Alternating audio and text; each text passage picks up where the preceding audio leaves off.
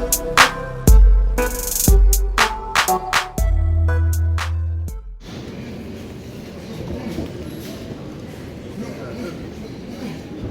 and gentlemen, with Coach Kelly. Good. How are you, Coach? Checking on the champ. The champ right here. That's right. That's the future Tell right us there. anything about Richard. Oh man, one of the best pure pugilists in boxing right now. Real Brooklyn fighter. Not pretending he's from Brooklyn. He actually was born and raised right here in Brooklyn. He's going hard in the paint. Had the roadies hung out Flatbush all over. Real Brooklyn fighter. And he's the future of boxing. He'll fight anybody. The rest of these guys are ducking him. He'll fight anybody. That's what we need. That's why Pacquiao coming back, because there ain't no real fighters. He's the last real fighter. Well, yeah, I mean, something admirable from Pacquiao, but to be honest, I don't know if he's still, Pacquiao see those guys at 147 is weak. So that's why he's stepping in there, get his shot, get some money. He probably bored. I'm sure he don't need the money. He probably bored, but he see how weak the division is. He's going to bring some excitement. But we got a real fighter right here. Richardson that will definitely step up and fight him.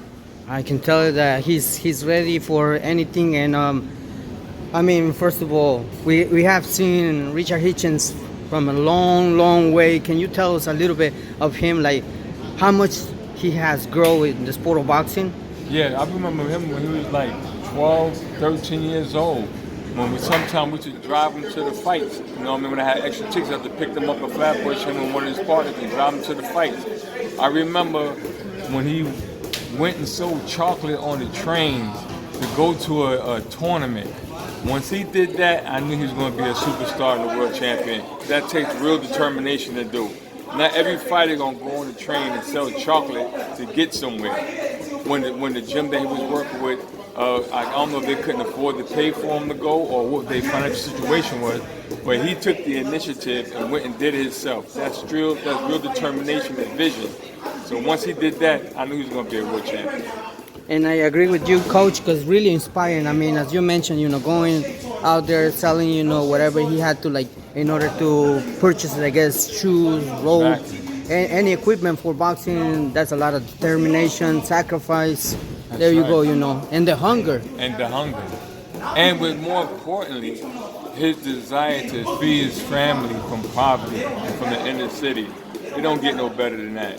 When you have that kind of desire, the universe is going to anoint you and give you everything you need. So it's more than just him making money to buy material things. It was to save his family from poverty.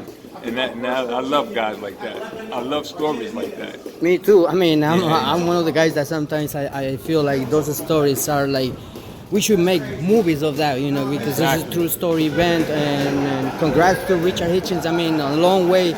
And as he mentioned right now, he was making laugh everyone. Like he's been running on the bridges and all of that. I remember that. I've been there, and it's such admirable to watch him, growing little by little, step by step, and being a world champion at this time. Exactly. How you picture a fight against Kambosos? I think with his polarizing jab, and if he keep this dude on the outside, he's gonna stand a chance. And he's definitely going to run into the right hand, and he could probably go drop him to stop him. Maybe somewhere around the 7th, 8th round, because Kambosos is kind of tough. But once he gets defeated by the jab, the fight, Kambosos is going to be done.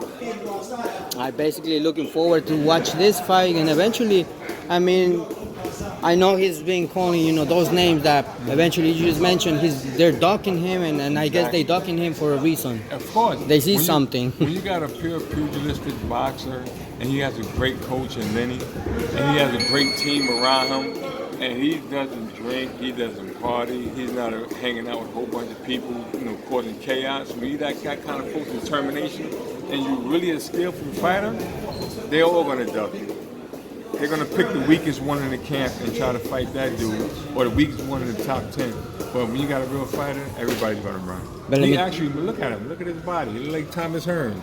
He's like a young Tommy. But let me tell you something. Sooner or later, they will have to face him.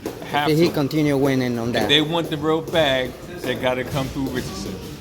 Well, guys, do not miss, this upcoming fight, Richard Hitchins against Kambosos from MSG.